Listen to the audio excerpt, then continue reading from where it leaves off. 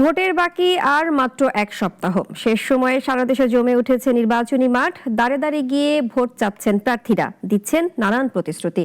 তবে ভোটাররা বলছেন আর কোনো ফাঁকা বুলি নয়, এবার তারা চান দৃশ্যমান উন্নয়ন আর নিরাপত্তা। সারা দেশ থেকে প্রতিনিধিদের পাঠানো রিপোর্ট জানাচ্ছেন ইশরাত জাহান।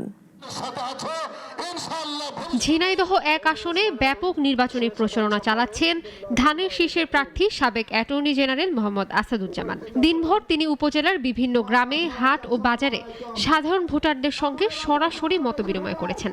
যে রক্তপাত বন্ধ করেছি, যে সন্ত্রাস বন্ধ করেছি, যে মাদক বন্ধ করেছি, যে দুর্নীতি বন্ধ করেছি, এই বন্ধটা স্থায়ী রূপ দেওয়া, এটা হলো আমার প্রথম মাস্টার প্ল্যান। রানীনগর ও আত্রাই উপজেলা নিয়ে নওগাঁ ৬ আসন। সকাল থেকে গভীর রাত পর্যন্ত ভোটের প্রত্যাশায় ভোটারদের দাঁড়ে দাঁড়ে ঘুরছেন বিএনপি, জামাত, স্বতন্ত্র সহ বিভিন্ন দলের প্রার্থীরা।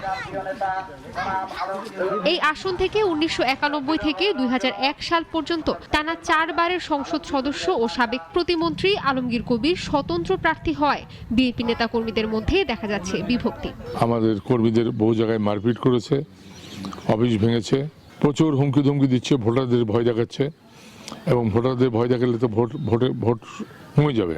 নির্বাচনী প্রচারণায় স্বতন্ত্র প্রার্থীর কর্মী সমর্থকদের মারধর, ভয়ভীতি ও বাধা দেওয়ার অভিযোগ অস্বীকার করেছেন বিএনপি প্রার্থী। জয়ের ব্যাপারে শতভাগ আশাবাদী জামাতের প্রার্থীও। আমার তো বা আমার নেতা কর্মীদের কাউকে ভয় দেখার প্রশ্নই ওঠে না। একটা কথা বলি, একটা অভিযোগ পার্টি সৃষ্টি হয়েছে প্রথম থেকে, শুধুমাত্র অভিযোগ করাই তাদের কাজ, এবং মানুষের কাছে আমাদের চরিত্র হনন করার, বিএনপির চরিত্র হনন করাই তাদের কাজ। আমার দৃঢ় বিশ্বাস, চাঁদাবাজ মুক্ত, দখলদারিত্ব মুক্ত এবং টেন্ডারবাজ মুক্ত একটি আত্রাই আইনকে তারা দেখতে চায়।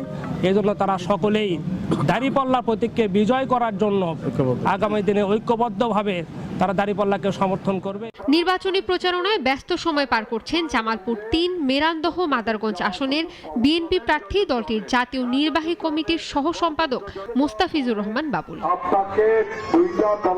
ভোটের এমন সমীকরণে আলোচনা চলছে সারা দেশের সাধারণ ভোটারদের মাঝেও। নিজ নিজ এলাকার উন্নয়নে সৎ ও যোগ্য প্রার্থী বাছাইয়ের পাশাপাশি সুষ্ঠু ও শান্তিপূর্ণ নির্বাচন চান ভোটাররা। বিপুল সংখ্যক মা এবং বোন তারা আমাদের প্রত্যেকটা পথসভা উঠান বৈঠকে তারা উপস্থিত থাকছেন, এবং তাদের উপস্থিতি জানান দিচ্ছে যে তারা ১৭ বছর বাদে অনুষ্ঠেয় ভোটে তারা ভোট দেওয়ার জন্য তারা অপেক্ষা করছে। ইশরাত জাহান, নাগরিক।